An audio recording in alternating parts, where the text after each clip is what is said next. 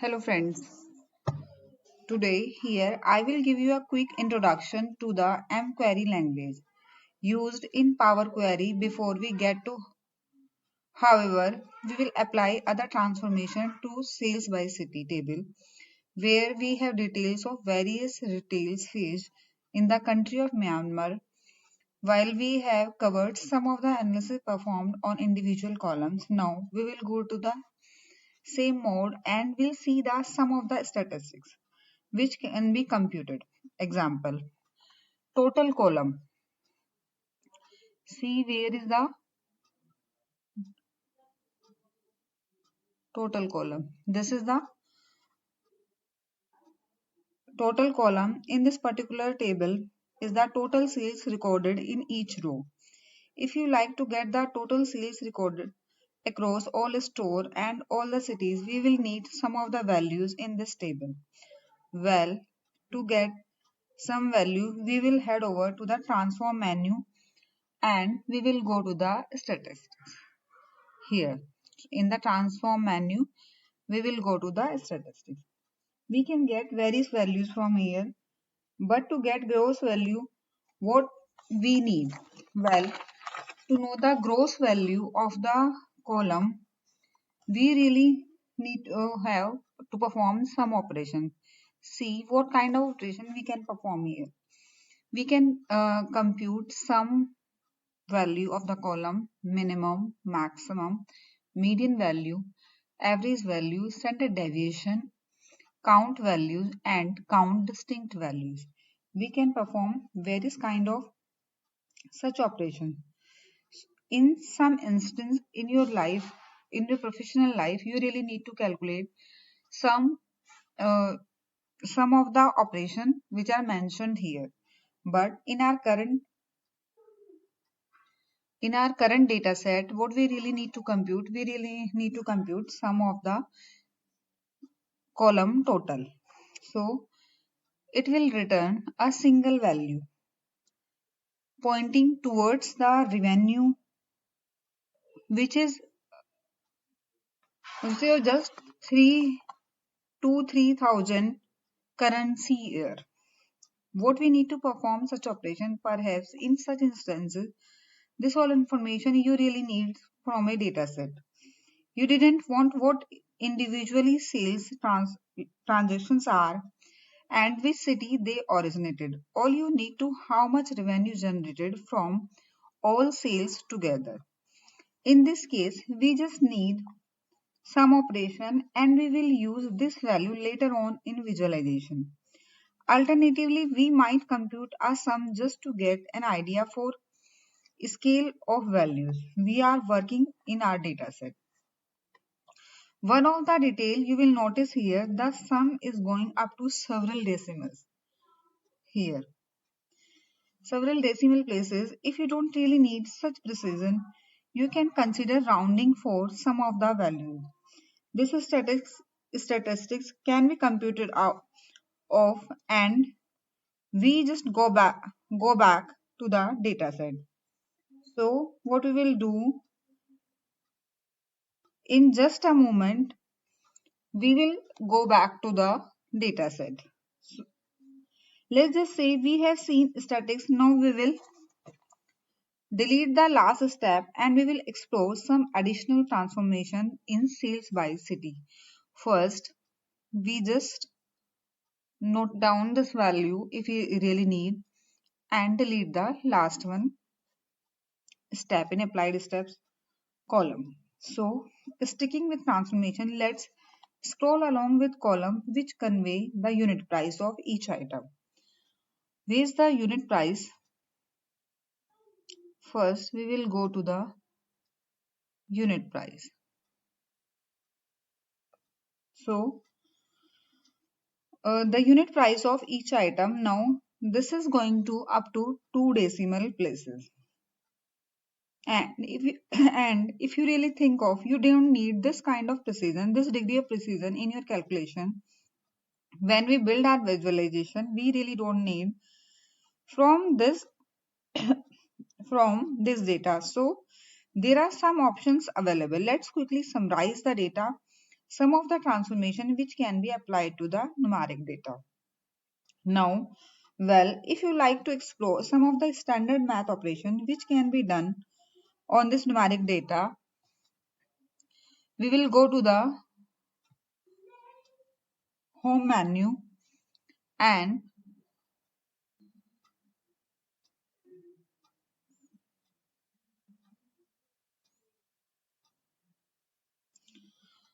and we will go to here transform menu and we will go to the standard, and this scientific menu, this standard menu will allow you multiple type of calculation like add, you want multiply, you want subtraction, you want divide, you want integer divide, or more you want to calculate the mode. So if you want to calculate percentage and percentage of any value, you can easily use this standard menu. So, and for scientific calculation, there is a scientific menu which allow us to perform logarithmic and exponential calculations. Some of the transformation may be required for visualization for your end user. For example, if you want to plot line chart, we can use logarithmic scale. You just generate logarithmic scale here using Power Query, or you can use scientific menu and can perform complex operation. You can also use trigonometry here. Trigonometry operations for your data set if you really need. And alternatively, there are other round operations where we can define degree of precision here. For the round operation, let's just take with round up. So, if we are going to click here, there are few options: round up, round down, and round. You can go in that detail with round. You can mention some few additional things here. So if we go with unit price column and by rounding, we will just go to round up. You can see there is a rounding operation performed by Power Query. Let's just cancel this one step. You can see there is uh, no decimal value. So if we are calculating, it will go back to the value in so. And you can see in this menu, you will see a number of transformation which can be performed, which can be recorded for your data set, and all of these have been proved actions in the Power Query. Here, a number of transformation are there. Now we will move to the Amazon Books store. There are few steps performed. So first just click here. So you can see there are few steps here, like first row header. So all of these steps have been triggered by our actions in the Power Query UI, and for most of the use cases this is more than good enough. However, there are some instances where you may apply a number of transformation to particular data source, and over time the type of transformation which you apply may be subject to change, in which case you will want to track the change recorded for transformation. Furthermore, if you are a coder, you will have comfortable to find the transformation in more programmatic manner rather than in UI. In this form, well, we can use M formula or M query language for Power Query, and this is what we will now explore. So when you will take year column here, move to here, price, this one.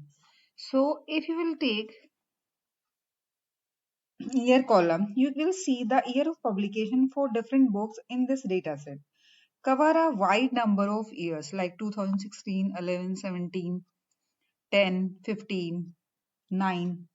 Now you may want to sort this information based on the year of publication. So well, for that select the column first, year. Head over to the home menu. And while we have seen how we can sort data by values available for in column header, well, in this case, to perform ascending order sort, we can use sort ascending button here, this one. So this button immediately allow to perform the ascending and descending operation. You can see we can perform in ascending manner and in the descending manner. However, one ascending sort has been performed here by clicking on this. So we can see that here that is 2009, and significantly there is a now a shorted row operation because here we can see earlier books available there are from 2009. So which is available. So we will see there is a shorted row operation there in applied steps, which is available on applied steps. So now we will see how exactly the Power Query implement these transformations using the M formula language. To view all these steps in M language form, we just head over to the advanced editor here for Power Query, and it will bring all the steps has been carried out till now. If you just click here, you will see it is in the M formula language, and at the top there is a let expression. This includes let keyword followed by block of code which encapsulate the different transformation which we want to apply on the data. Then there is in keyword which references our data source. Now, the vast M language is really not important for basic Power BI. However, this is important to know that this language exists and very detailed configuration can be done here. So I won't spend too much time in telling these syntaxes. Instead, I will give you a high level of overview the steps. So right after the let keyword, we have source definition which points to the Excel workbook from which the data has been loaded. It's from the where we have loaded the, so I have loaded it from users, from C to name of the user to the desktop, and from Power BI there is a in Power BI folder created and there is an Amazon book there.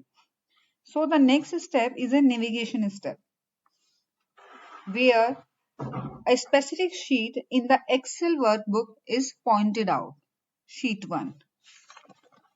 So then to transform first line of Excel to header, well, there is a table prompted header step has been carried out. There is a table object here. There is a table object in M language, and then there is a promote header operation has been performed here, which has been carried. Promote header operation has been carried out. This is a function, and if you have used Visual Basics before, you will be familiar with syntax.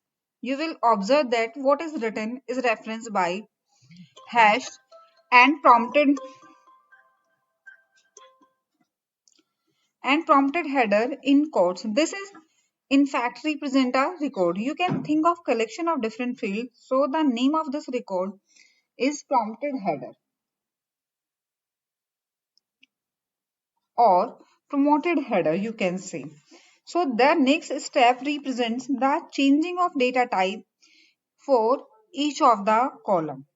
So the function here is table dot transform column types, and you can see this has been applied to each of the column of the table. You will see if you will scroll here, each of the at each of the column you have applied it. And now now you will see sorted rows operation has been performed and the function table.sort is applied to our table. The argument which is supplied here include change is change type. So the second argument point to column which need to be sorted. Year. Year we have performed year and the kind of sort is the ascending. So it is a year column which need to be sorted and the type of sort is order ascending. In order to change it in descending order sort, you simply need to do editing. What you will do, you simply change it to the descending kind of sorting. So we have changed the step. You can change this step by using UI or Power Query. If all this happen to use M language, all of these steps can be recorded in version control system and you can keep track of changes applied in the transformation over time. This concludes the transformation and we will close out let block and then in keyword followed by final step sorted rows. And you can see in the year column, if you do done, see, you can see in the year column descending sort has been applied and the later book available are from 2020 which are on the top, and scrolling down you can see there are another years too. If you will scroll here, you can see there are further years 2019, 18 or maybe few more years like 17, and you can see there maybe last year will be 2009. Now you are aware of M language is capable. Now let's use it for one more transformation. Now click on the name column here. Now we can rename it by using the M language. I am going to show how it is to be done. So if we want to rename it, what we will do? We will simply, normally what we will do, we will simply click here and we will simply go to the rename. So I want to do it after name. I am adding here name of the book, name of book. So I have changed it. You can see there is a in applied steps column, applied steps. We can see name of book rename column is there, and we can see here is also name of the column has been changed. Pulling up the advanced editor here. Now in the bottom of let block, we can confirm that table dot rename columns is there. So now what we exactly know what we need to do to renaming the name. Now we want to rename it book name.